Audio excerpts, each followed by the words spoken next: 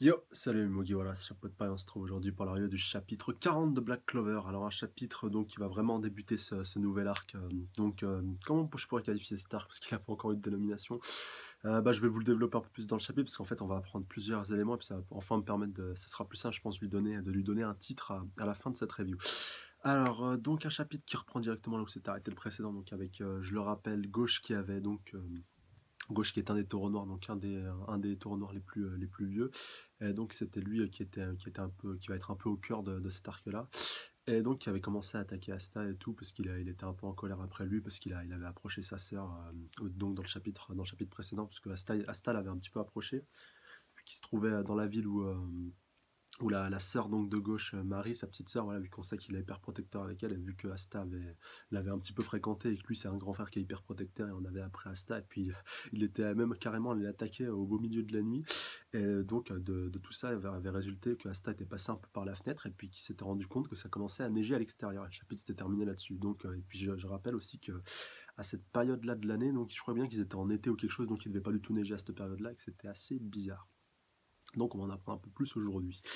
Alors donc le chapitre reprend directement à ce moment précis, et donc il se demande, mais c'est quoi cette neige et tout, et donc il se rend compte que tous les enfants, donc les jeunes enfants, les petits enfants qui habitaient dans le village en fait, étaient partis de chez eux, donc la petite sœur de Gauche compris, donc Marie compris, et aussi les petits sœurs, les petits frères et sœurs pardon de Rebecca, donc la petite amie d'Asta depuis depuis 2 3 chapitres. Et donc, il y a la mère supérieure donc de l'orphelinat donc où se trouve la sœur de Gauche, donc Marie, qui sort aussi, qui sort aussi un peu dehors, et puis elle manipule un petit peu, enfin elle regarde un peu la texture de la neige qui est en train de tomber, et elle nous apprend que c'est une neige un peu, une neige de contrôle, enfin une neige manipulée en fait, et une neige qui crée une sorte d'envoûtement sur les petits enfants en fait.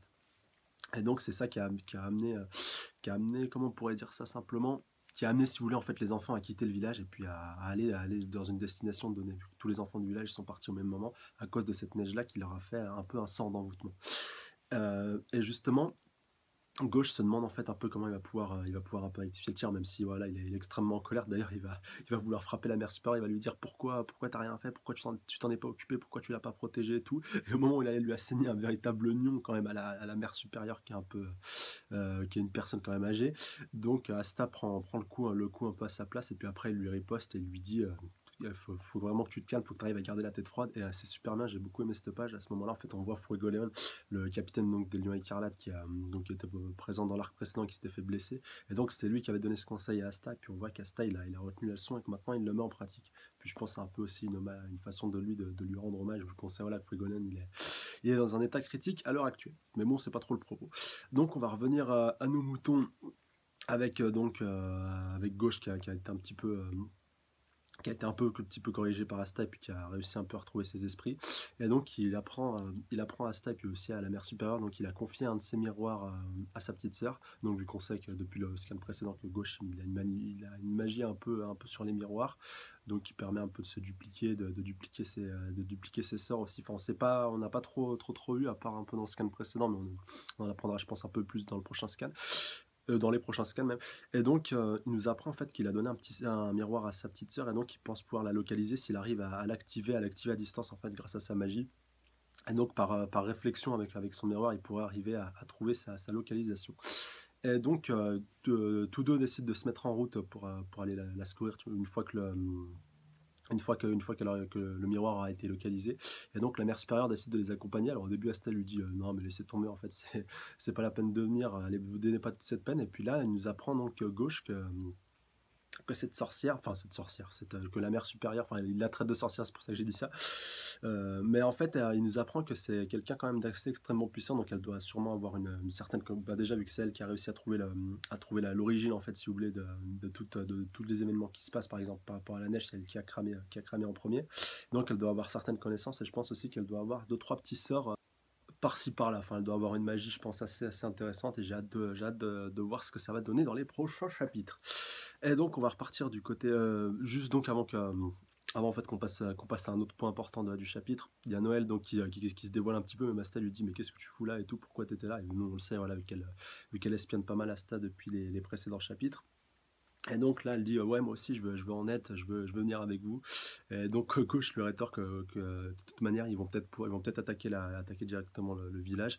Et donc que c'est mieux qu'elle reste un petit peu en soutien et surtout qu'elle avertisse le quartier général, qu'elle avertisse aussi, je sais pas si c'est le quartier général qu'il a dit ou l'ordre, plus l'ordre des taureaux noirs, qu'elle envoie un rapport en fait pour faire part de l'état des lieux des événements actuels.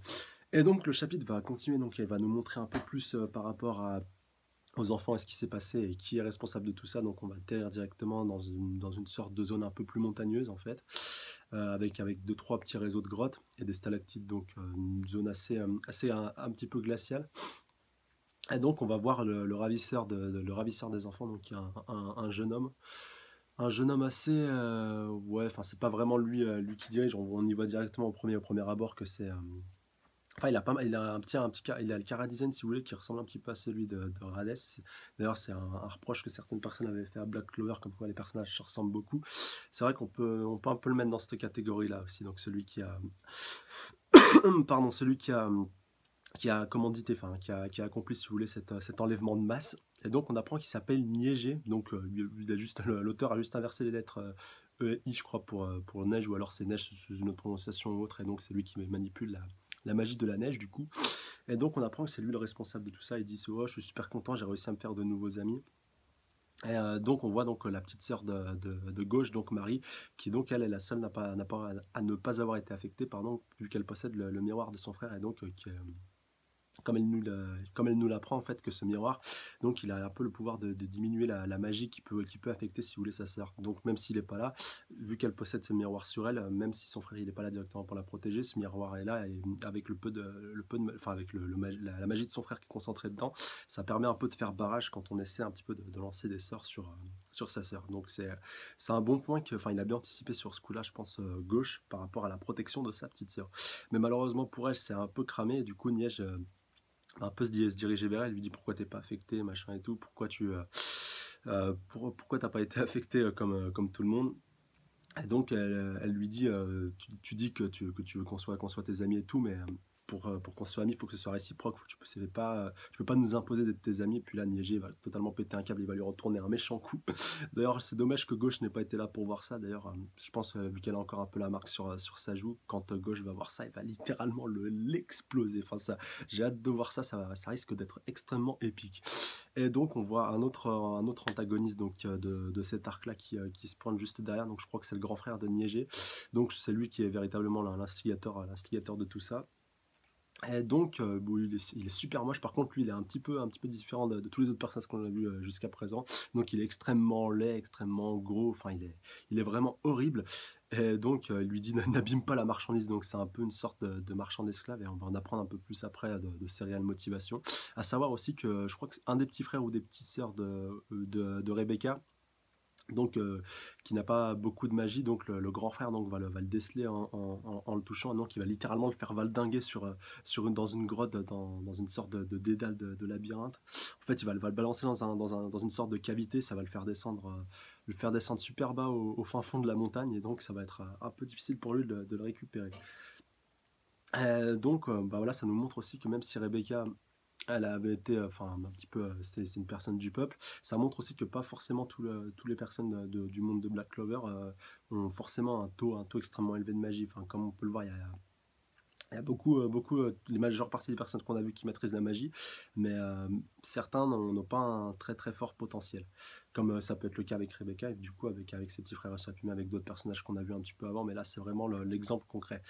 Et donc le chapitre va pratiquement se terminer donc avec le plan littéralement du grand frère qui va se dévoiler, où donc c'est un peu un scientifique un peu maboule, donc on voit qu'il mène 2 3 expériences et il dit que s'il a fait tout ça avec ses petits-enfants, c'est tout simplement pour pouvoir récupérer la magie qui est en eux, pour pouvoir, soit pour pouvoir la revendre, je me rappelle plus exactement, en tout cas pour son utilisation personnelle. Et donc l'objectif vraiment qu'il a, c'est de pouvoir récupérer la magie de ses enfants à leur stade en fait où ils ne sont, ou même certainement à certaines occasions pardon, où il n'est pas vraiment éveillé. Si vous voulez, quelqu'un qui a un potentiel extrêmement élevé, il va plus l'intéresser, il préfère l'avoir en fait directement quand il est gamin, avant que là où il est encore manipulable et où il peut le déceler.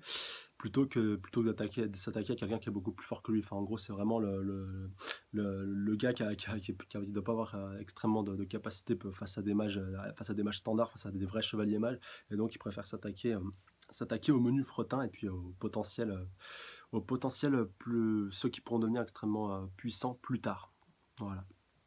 Donc le chapitre se termine là-dessus, donc comme d'habitude n'hésitez pas à me laisser vos avis dans les commentaires, dites-moi si cette review vous a plu, si ce chapitre vous a plu, qu'est-ce que vous attendez dans ce qui va se passer dans les prochains scans. En tout cas moi je suis impatient de voir la réaction de Gauche par rapport au fait que Niégé ait frappé sa petite sœur et j'espère vraiment qu'il va vraiment le défoncer bien comme il faut. Donc, comme d'habitude, n'hésitez pas à mettre un petit pouce bleu si ça vous a plu, partagez la vidéo avec un maximum de personnes et surtout abonnez-vous pour être averti de mes prochaines reviews. Donc, Nanatsu no Taizai devrait pas trop tarder dans la journée. Donc, prenez soin de vous, salut à tous, sayonara!